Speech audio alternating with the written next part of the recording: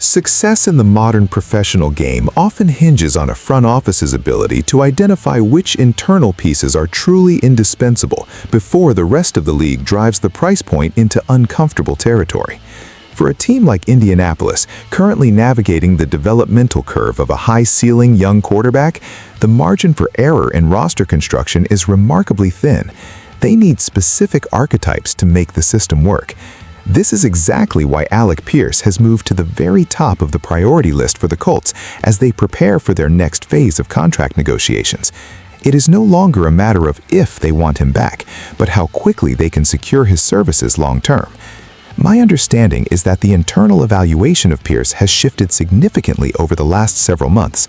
He is no longer viewed merely as a vertical threat who can clear out safeties, but as a foundational pillar of the passing game whose absence would fundamentally break the geometry of the offense.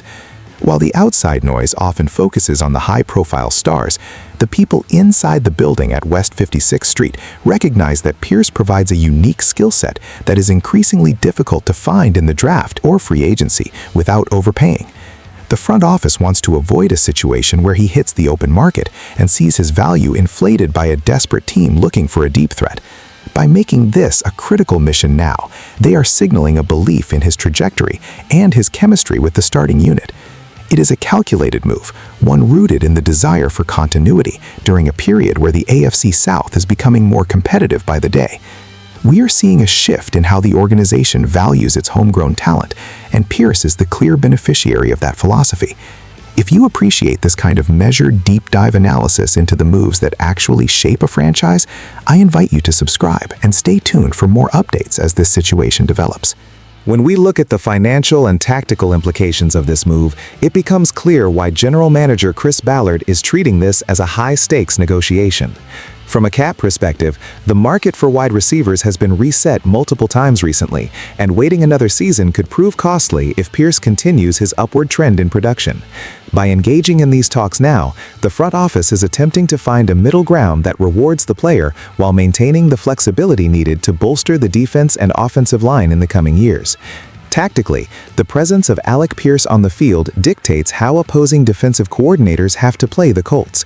His ability to win 50-50 balls and demand safety help over the top is what creates the necessary space for Michael Pittman Jr. to work the intermediate routes and for Josh Downs to find pockets in the slot.